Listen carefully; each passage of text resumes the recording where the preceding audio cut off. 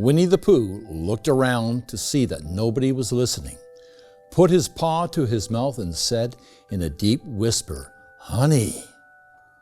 It's been said that children are made readers on the laps of their parents. There is great value in reading, both for the parent and the child. So how often do you read to your children?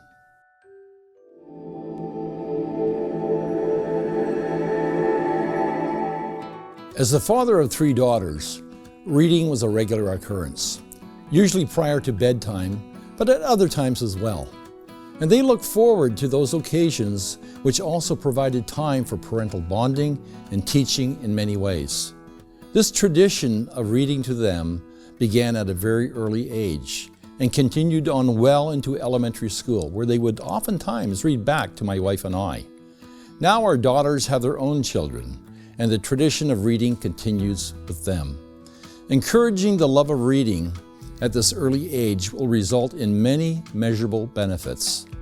Children who are read to are likely to pick up reading skills more quickly and easily. The principle of teaching young children for the purpose of establishing and enhancing them was direction given to ancient Israel's parents in the book of Deuteronomy. You shall teach them diligently to your children, and shall talk of them when you sit in your house, when you walk by the way, when you lie down, and when you rise up. According to an article written by Jeff Grabmere of the Ohio State News titled "A Million-Word Gap for Children Who Aren't Read to at Home," young children whose parents read them 5 books a day enter kindergarten having heard about 1.4 million more words than kids who were never read to, a new study found. And according to Jessica Logan, assistant professor of educational studies at Ohio State University and lead author of the study referred to by Mr. Grabmere, states that this million-word gap could be one key in explaining differences in vocabulary and reading development. She goes on to say, kids who hear more vocabulary words are going to be better prepared to see those words in print when they enter school. The study also showed that the vocabulary word gap is different from the conversational word gap and may have different implications for children. And she goes on to say, this isn't about everyday communication.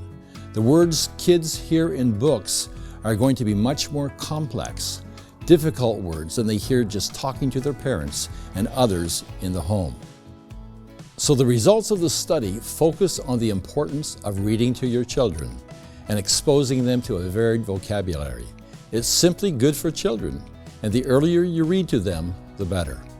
Another study conducted at the University of Melbourne cites the value of reading in the development of cognitive skills. The research article titled "Reading to Young Children, A Head Start in Life" states that cognitive skills are influenced by a number of factors, including parental efforts, simply being involved in their development. The study found that the most effective period for developing your child's cognitive skills is early on and up to the age of 10 to 11. They simply term it early life intervention. So when in the evening your child asks you to read them a bedtime story, don't refuse, but instead, remember it is a very important role for you as a parent in the development and educational performance of your child. You, in fact, are helping them to expand their world and their love of reading. As the late Jacqueline Kennedy Onassis stated, there are many little ways to enlarge your child's world. Love of books is the best of all. The benefits are truly great. I am Winston Goss for Tomorrow's World Viewpoint. Subscribe and click the notification bell to receive updates about new content. Visit tomorrowsworld.org for more articles, telecasts, and booklets.